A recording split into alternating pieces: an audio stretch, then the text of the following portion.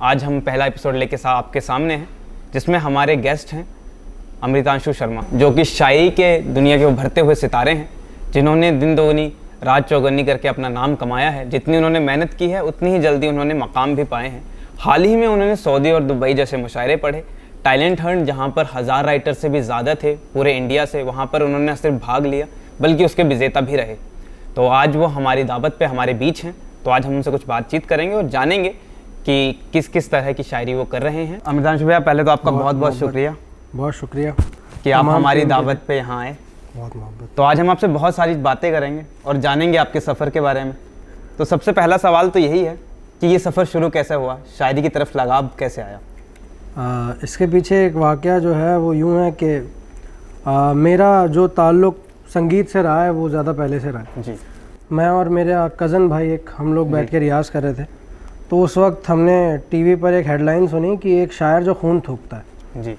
तो बड़ी हैरत हुई कि भाई शायर और खून थूकना, हमने आज तक स्याही थूकते हुए देखा है मगर खून थूकना एक अजीब बात हुई। तो उसके बाद वहीं आंखें गड़ी रह गई। तो 5-7 मिनट बाद देखा तो वहाँ जिक्र हुआ जॉन साहब का जी। जॉन एलिया साहब। तो हालांकि इस बात से आप भी इत्तेफाक रखेंगे कि जॉन साहब को जो भी पहली बार में देख ले तो वो थोड़ा सा डर जाएगा जी, बिल्कुल। वो जिस हिसाब से अपना हुलिया बना के रखते थे। तो उसके बाद मैंने गूगल पर सर्च किया, जॉन साहब के शेर पढ़े, तो वहाँ एक शेर मिला कि कौन इस घर की देखभाल करे, रोज़ एक चीज़ टूट जाती है। तो वो शेर मुझ पर एक अलग ही तरह से खुला जी। तो वो खुलने की वजह मैं समझता हूँ ये भी हो सकती है कि शायरी से मेरा ताल्लुक़ रहा मगर ये मुझे नहीं पता था जी। तो मतलब ये फन आपको हाँ, पहले ही लाशऊर में था बिल्कुल। तो उसके बाद जब वो शेर सुना तो और पढ़ने की इच्छा जागी और गज़लें उनकी पढ़ी और किताबें मंगाई। तो वहाँ से एक सफ़र शुरू हुआ। फिर कुछ वक्त बाद लगा कि कुछ तो मैं भी कह सकता हूँ जी। तो उसके बाद जब कहना शुरू किया उसके बाद बाकी आप सबकी मोहब्बत और चल रहा है सब अच्छा। उम्मीद है कि आगे भी अच्छा करता हूँ जी, इंशाल्लाह यही दुआएं हमारे भी। तो मैं ये जानना चाहूँगा, जैसे आपने कहा कि आप शास्त्रीय संगीत से बैकग्राउंड से आते हैं, तो एकदम से ये शिफ्ट कैसा रहा कि एकदम से उर्दू की जानिब आ जाना, और कितना मुश्किल रहा आपके लिए शुरुआती दौर कि आपने कितना कुछ सीखा, कितनी नई चीज़ें आपको तब्दील करनी पड़ी? बिकॉज एक कहते हैं जो आपका पीछे से बैकग्राउंड आ रहा था वो बिल्कुल संस्कृत का था, एकदम से एक नई ज़बान जो आपके सामने आई, एक नया जैसे कहते हैं एक नया फ़न आपके सामने आया, फिर आपने उसमें कैसे काम किया और आज इस मकाम तक, तो इस पर थोड़ी रोशनी डालें। शास्त्रीय संगीत संस्कृत की बात ठीक है मगर इतनी भी ख़तरनाक हिंदी में या संस्कृत में नहीं होती है जी। तो जब शास्त्रीय संगीत की मेरी इच्छा जागी तो मैंने जब उसमें पढ़ाई की और जब लगा कि इसको मुझे सीखना चाहिए तो मैंने शुरू किया। तो अक्सर ये होता है कि आदमी ना जुर्म करता रहता है जी। तो हमारे वहाँ पे जो कायदे से काम होना चाहिए था वो ये होना था कि हमें शास्त्रीय संगीत पे ध्यान देना था, मगर जहन जो था वो बॉलीवुड सिंगिंग की तरफ भी बराबर से था। तो वहाँ जो गाने आते थे और लिरिक्स लिखे जाते थे तो वो ना सिर्फ एक जो आम फहम ज़बान है उसमें होता था बल्कि कहीं कहीं पे उर्दू के वो लफ्ज़ जो कि जिसके लिए डिक्शनरी की ज़रूरत पड़ती है तो वो भी थे। तो पढ़ते पढ़ते शौक़ जागा कि और पढ़ना चाहिए, और पढ़ते पढ़ते धीरे धीरे और लोगों को सुना। फिर तो ज़बान के साथ मसला ये है कि जो आपकी घर की ज़बान होती है ना, उसके अलावा कोई भी ज़बान आपको सबसे ज़्यादा अच्छी लगती है जी। वो ज़्यादा मुतासिर करती है। और उसके पीछे उसका सबब ये भी है कि एक ज़बान जो आप बचपन से जिसमें खेलते आ रहे हैं, जिसमें बातचीत करते हैं, उठते हैं, बैठते हैं, खाते हैं, सब होता है, तो उसको आप ये समझते हैं कि हमने वो ज़बान बहुत पास से देखी है। तो तब मन करता है कि और ज़बानों पर भी थोड़ा अपना हाथ कस कर देखें या और भी जानकर देखें। तो तब मुझे लगा कि हाँ मुझे थोड़ा पढ़ना चाहिए। पढ़ते पढ़ते धीरे धीरे शौक़ उस तरफ गया और फिर हो सकता है कि और भी ज़बानों का मतलब अंदर से आया कि मुझे ये भी सीखना चाहिए, ये भी जानना चाहिए। तो यही उसका। तो अभी आप फ़िलहाल उर्दू सीख रहे हैं इसी दौरान में, मतलब उसे लिखना, उसे पढ़ना? हाँ, अभी शुरू हुआ है। जी जी जी जी, बेहतर। तो अमृत भाई, जैसे कि मैं आपको पहले से ही जानता हूँ और जितना मैं जान पाया हूँ, जितना हम सब जानते हैं कि जैसे आप 2 विधाओं में ज़्यादा लिखते हैं। एक, आप जब उर्दू अदब की बात करते हैं तो आप गज़लें बहुत ज़्यादा लिखते हैं, और अगर हम हिंदी साहित्य की बात करें तो आप दोहा निगारी करते हैं। तो जैसे मेरा सवाल ये है कि बहुत सारी और भी विधाएँ हैं उर्दू अदब में, हिंदी साहित्य में, इन 2 विधाओं में ऐसा क्या था जो आपको ज़्यादा अट्रैक्ट किया, जो कि आपको लगता है कि आपको कितनी आसानी रहती है इन विधाओं में कंपेयर टू जो बाकी विधाएं हैं? गज़ल का तो यूँ होता है कि कोई भी आदमी जब उर्दू अदब से मुखातिब होता है तो सबसे पहले जो जिस जानिब वो जाता है वो शेर ही होता है जी, है ना। शेर करके गज़ल होती है। जी। तो जैसे कि आपने बात बोली दी है, तो मैं अभी बहुत शुरुआती आदमी हूँ। मैं कोई किसी सिंफ में मैंने महारत हासिल नहीं की है, बस कोशिश चल रही है। तो अभी गज़ल की कोशिश है। हालांकि कुछ नज़में भी कही हैं मगर वो अधूरी छूट गई, बाद में कैफियत बदल गई तो उसको पूरा नहीं कर पाए। और गज़लों पे अभी काम चल रहा है। दोहे के साथ ये था कि मेरे जो उस्ताद हैं अफीफ़ सिराज साहब और अनस सर हैं, तो अब जब मैंने उस्ताद से तरबियत लेनी शुरू की गज़ल की, तो उसके बाद वहाँ पर धीरे धीरे मुझे दोहे के बारे में पता लगा जी। तो दोहों का तो ऐसा है कि हम लोग बचपन से अपने सिलेबस में पढ़ते ही आ रहे हैं दोहे, रहीम के, कबीर के, रसखान के। तो उसके बाद मेरी इच्छा जाहिर हुई कि मुझे दोहे भी कोशिश करके देखनी चाहिए। हालांकि गज़ल के मुताबिक दोहों में थोड़ी सी मशक्क़त ज़्यादा है, थोड़ी मेहनत ज़्यादा है, मगर एक इसी से मिलता जुलता एक सवाल कह लें कि एक परेशानी है कि आज के वक्त में जो नौजवान नस्ल है हमारी, जिसमें मैं भी आता हूँ, तो उसकी एक सबसे बड़ी परेशानी ये है कि जब आप गज़ल कहने के लिए गज़ल की जानिब जाते हैं तो आप उर्दू का सहारा लेते हैं। आपको ये लगता है कि बिना उर्दू के या प्रॉपर उर्दू फ़ारसी सब आप इल्म लें और उसके बाद गज़ल कहें, तो ये शुरू में मन करता है। और उसके बाद जब आप दोहे की बात करते हैं तब आप हिंदी की तरफ भागते हैं। हालांकि होना ये चाहिए कि जो आपकी ख़ुद की ज़बान है, हालांकि बात यह है कि ज़बान का क्या है, वो बदलती रहती है, जितना आप सीखेंगे उतना। अब मान लीजिए कि जैसे मिसाल के तौर पर जैसे कोई भी बात है तो आदमी ये कहेगा कि भाई ये मेरा कर्तव्य है ना, शुरू में यही कहेगा। आम फहम ज़बान तो यही है, लेकिन धीरे धीरे करके उसको नहीं पता लगता कि कब वो उसका फ़र्ज़ बन जाता है। क्योंकि आप पढ़ते हैं, सीखते हैं तो कुछ भी होता है, तो उसके बाद धीरे धीरे ज़बान में तब्दीली आती है। उस तब्दीली के बाद वो तब्दीली सीखने पर ही आती है, और सीखते सीखते धीरे धीरे जितना आप आगे बढ़ते हैं तो आपकी जो ज़बान है वो बदलती रहती है। और उसके बाद और रही बात दोहों का हिंदी से, तो दोहों का जो मज़ा है, जहाँ तक मैं जानता हूँ, तो वो हमारे इधर की ही शुरुआत की हुई एक विधा है। तो उसका जो लुत्फ़ उस ज़बान में होगा जो मिट्टी की ज़बान है यहाँ की, तो मुझे लगता है कि ज़्यादा उसमें बेहतर रहता है। बिल्कुल। तो जैसे अभी आपने बात करी अपने उस्ताद के बारे में, आजकल के जो नए शायर हैं उनको एक बहुत बड़ी मुश्किल दरपेश है, या तो उस्ताद नहीं मिल पाते, जिनकी ख्वाहिश है उस्ताद ढूंढने की शायद उनको भी नहीं मिल पाते। तो आपका ये सफ़र कैसा रहा? आपको आपके उस्ताद कैसे मिले और अभी आपकी तरबियत कैसी चल रही है उनके साथ? उस्ताद, बात ये है कि मुझे मेरे उस्ताद से मिलवाने वाले मेरे दो अजीज़ भाई हैं, लखनऊ से उनका ताल्लुक़ है, जानी भाई, जानी लखनवी और शादाब जावेद भाई। जी। बार कहता हूँ, ये बार बार जिक्र करता हूँ इस बात का कि ना मैं शायर हूँ, ना संगीतकार हूँ, मैं एक आर्टिस्ट हूँ।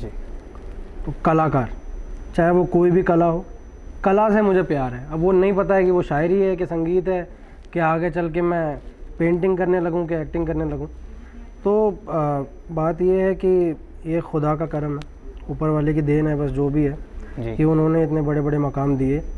मगर मैं ये समझता हूँ कि अभी ये स्टार्टर्स भी नहीं है, समझ रहे हैं ना। जी। अभी बहुत कुछ है, तो हाँ बहुत बाकी है। अभी ये बहुत शुरुआत है, अभी बहुत काम भी करना है। तो जैसे जैसे आगे और मरहले आते जाएंगे तो उसके लिए ख़ुद को तैयार करना बहुत ज़रूरी है। तो मेरी तो यही कोशिश है कि मैं अपने कल से बेहतर करता रहूँ आज, और बाकी देखते हैं रास्ता कहाँ जाता है। जी। तो भाई आप मुझे ये बताएं कि टैलेंट हंट में जाना कैसे हुआ? मतलब किसने आपको रेफ़र करा, आपने कहाँ देखा और फिर कैसे रजिस्टर किया, क्या सफ़र रहा इसका? ये मैंने शाजिया किदवाई मैम को आप जानते हैं। जी। तो उनसे भी मैंने ये बात की थी जब टैलेंट हंट था, तभी उन्होंने पूछा कि कैसा रहा सफ़र टैलेंट हंट का, कि कैसे वीडियो वगैरह। तो बात ये है कि एकदम सच बात जो मैंने वहाँ भी बोली थी, अभी भी कह रहा हूँ कि जब वीडियोस सिलेक्शन के लिए भेजना था तो मुझे पता था कि सिलेक्शन नहीं होगा, क्योंकि अब तक जितने मैंने ऑडिशंस वगैरह म्यूज़िक के आज से 3-4 साल पहले दिए हैं, तो वहाँ पे पता लगा था कि वो ऑडिशंस जो होते हैं वो रॉ नहीं होते, तो मुझे उस वक्त भी ये बात नहीं पता थी कि मेरा सिलेक्शन होगा जी। तो मैंने सिर्फ सच बताऊं तो बड़े बेमन होकर बेदिली से वीडियो बनाई और सिर्फ तकल्लुफ़ के तौर पर वो वीडियो भेज दी क्योंकि मुझे पता था कि वो सिलेक्शन नहीं होगा उनमें। मगर बाद में कुछ 10-15 दिन बाद मुझे कॉल आया और कॉल पर उन्होंने कहा कि हम अंदाज़े बयां और की टीम से बात कर रहे हैं। तो मुझे लगा कि अरे हो गया। फिर मैंने कहा कि जी, तो उन्होंने बताया कि ऐसे ऐसे टैलेंट हंट है, तो 2 दिन है, बाद में वो 1 दिन हो गया था। तो जिस दिन जाना था उस दिन हुआ। तो मुझे लगता है कि वो भी अच्छा था कि मुझे ये लगा कि नहीं होगा, मगर ऊपर वाले को यही रास्ता सही लगा तो उसने वहाँ किया। जी। और बड़ा अच्छा रहा, सुनने में आया था और ये बात हुई भी थी कि कुछ 1000 से ऊपर वीडियोस आई थी कि जिसमें से सिर्फ 50 लोग चुने गए थे और वो वहाँ चुनिंदा लोग बुलाए गए फर्दर ऑडिशन के लिए। जी। तो उसके बाद ऑडिशन रहा, उसके बाद ऑडिशंस राउंड में हुए? हाँ। अच्छा। उसके 2 राउंड रहे। पहले 50 में से 13 निकाले गए, देन फिर 13 में से। अच्छा, 13 में से आ गए। हाँ जी। तो ये रहा आपका टैलेंट हंट का सफ़र। और उसके बाद दुबई? उसके बाद दुबई सच बताऊं तो मैंने जितना सोचा था उससे कई बढ़कर पाया जी। और उसके पीछे उसका सबब ये भी है कि दुबई पहले से ही अदब को लेकर बहुत ज़रखेज़ रही है। जी। और उसकी ज़रखेज़ी के पीछे का जो मामला है वो ये है कि वहाँ बड़े बड़े शायरों के, हमारे असातिज़ा कह लीजिए, उनके जश्न हुए वहाँ पे, जैसे जश्न खुमार, बाराबंकी। तो उस वजह से दुबई में शायरी का माहौल बहुत पहले से रहा है जी। क्योंकि वहाँ पे हमारे हिंदुस्तान से, पाकिस्तान से बड़े सारे शायर शोरा रहते हैं और आवाम भी रहती है, तो वो शायरी पसंद है, तो वहाँ पे अच्छा रहा। तो आप जैसे पाकिस्तान के शायरों से मिले वहाँ जाके, तो उनके साथ आपका मेल मिलाप कैसा रहा? बहुत मोहब्बत लगा आपको? मुझे नहीं लगता कि सिर्फ हिंदुस्तान के कलाकारों को ये दुख है कि पाकिस्तान के कलाकार उनसे जुदा हुए हैं, उन्हें भी बराबर से, और वो भी यही चाहते हैं कि सब ठीक रहे और जल्दी से सब एक हो जाए, मतलब। जी। तो उसके बाद दुबई के बाद आप सऊदी गए जी। तो वो सफ़र कैसा रहा? सऊदी भी बहुत अच्छा रहा सफ़र, मगर वहाँ पे कंपैरेटिवली दुबई के मुकाबले थोड़ी सी शायरी का उतना अच्छा माहौल नहीं रहा सऊदी में। जी। तो ये जो मेरे सुनने में आया अमितांशु भाई कि उसके बाद भी 1-2 और मुशायरे थे जो इस देश से बाहर थे, पर आपके कुछ पर्सनल रीजंस की वजह से आप नहीं जा पाए। अरे यार, तो उन पर थोड़ी लाइट डालें। दुबई और सऊदी के बाद बाहर से बुलावा आया 1-2 जगह से, मगर उस वक्त पे मेरे थोड़े कॉलेज के एग्ज़ाम्स चल रहे थे जो कि ज़्यादा ज़रूरी थे जी मुशायरों से के मुकाबले, तो इस वजह से जाना नहीं हुआ। तो अमृत भाई, हम आपका एक रैपिड फायर खेलेंगे, आपको एक पिक करना है और शायद आपको यहाँ पर हम सहूलत नहीं देंगे कि आप ये कह दें कि दोनों, आपको एक तो चूज़ करना ही पड़ेगा। बहुत आसान से हमने रखे हुए हैं पर इसमें भी शायद थोड़ी मुश्किलात तो आपको दरपेश आएँ। तो जो पहला सवाल है वो है गज़ल या नज़्म? गज़ल। तरन्नुम या तहत? तरन्नुम। दिल्ली या लखनऊ? दिल्ली। मगर लखनऊ। दिल्ली। चलें, तो शायरी या म्यूज़िक? शायरी। अगर यहाँ पर शास्त्रीय संगीत तो फिर वो चलता रहेगा। शायरी मुझे लगता है कि हो सकती है कभी बदल जाए, इसलिए मैंने शायरी बोला। अच्छा, तो गज़लकार या दोहा निगार? गज़लकार। फिलहाल। दुबई या सऊदी? दुबई। अली ज़रियून या तहज़ीब हाफ़ी? तहज़ीब हाफ़ी। तो बहुत सिंपल सा, चाय या कॉफ़ी? कॉफ़ी। ये अगला मुझे पूछने का मन नहीं कर रहा, वो आपको देख के लग रहा है। कुर्ता या शर्ट? टी-शर्ट। कुर्ता। चलें, तो एक आखिरी, तो आपको इसमें बताना है कि क्लासिकल सिंगर अमितांशु शर्मा, गज़लकार अमितांशु शर्मा या दोहा निगार अमितांशु शर्मा, किसको प्रेफरेंस पहली मिलेगी? शास्त्रीय संगीत। तो अमृत भाई, ये जानना चाहता हूँ मैं आपसे कि जो आने वाली नस्ल, जो आपके साथ की भी नस्ल जो शायरी कर रही है, या जो बहुत नए शायर हैं जो अभी नई इस तरफ आए हैं, जिनका अभी अट्रैक्शन हुआ है शायरी की तरफ, उनको क्या एक सुझाव, उनके लिए क्या सलाह? सलाह तो वही कि जो मैं जिस पर ख़ुद चल रहा हूँ, अमल कर रहा हूँ, वो ये है कि जितना ज़्यादा से ज़्यादा हो सके पढ़ा जाए पुराने शायरों को, और जो रवायती शायरी रही है पुरानी उसको, और जिद्दत की तरफ कम भागा जाए। और दूसरी बात ये कि एक्सपीरियंस किया जाए, थोड़ा बाहर घूमा जाए अकेले, ताकि आप एक्सप्लोर कर पाएँ चीज़ें, जगह और वहाँ का कल्चर सब कुछ, क्योंकि ये सब कुल मिला के शायरी में आती है। जी। आप कहाँ गए, आपने जब तक पंजाब की मिट्टी नहीं उसकी खुशबू ली, वहाँ आप गिरे नहीं, वहाँ के खेत देखे नहीं, तो आप कभी वो शायरी कर ही नहीं सकते कि जो पंजाब को मुतासिर करे। जी। आपको पता लगे ना कि आप कहाँ कहाँ के बारे में बात कर रहे हैं, तो वो कितना आपकी शायरी में दिख पा रहा है, दिखाई दे रहा है। तो यही एक सलाह है कि जितना ज़्यादा से ज़्यादा हो सके ऑब्जर्वेशन, एक्सपीरियंस। बहुत बेहतर। तो आखिरी चीज़ अमृतांशु भाई यही आपसे कि जो नुमाइश काम कर रहा है, या जो आपने पॉडकास्ट में आप आज हैं, इसके बाद एक नशिस्त भी मुनक्किद है, और जो भी उर्दू वाले और हिंदी साहित्य के लिए नुमाइश काम कर रहा है, इस पे आपके विचार? बहुत अच्छा लगा।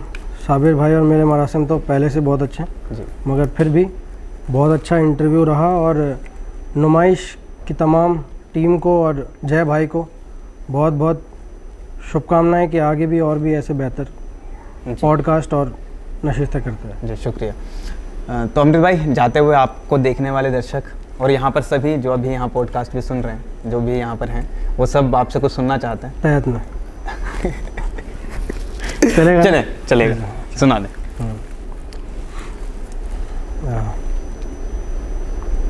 ये गज़ल से कुछ शेर। जी।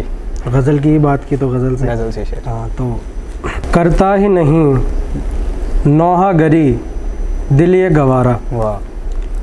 करता ही नहीं नौहा गरी दिल ये गवारा, मातम कदए दहर नहीं दिल है हमारा। वाह वाह। करता ही नहीं नौहा गरी दिल ये गवारा, मातम कदए दहर नहीं दिल है हमारा, इस बारे ताल्लुक से गड़े जाते हैं हरदम, वाह। हम सर पे लिए फिरते हैं इल्ज़ाम तुम्हारा। वाह भाई वाह। और ये रात झटक देती है दामन तो ज़मीं पर, वाह। ये रात झटक देती है दामन तो ज़मीं पर, मिलता है मुझे रोज़ एक अनजान सितारा। वाह, बहुत शुक्रिया। जी, बहुत शुक्रिया अमृतांशु भाई आपका इस पॉडकास्ट में आने के बहुत लिए। मोहब्बत साबिर।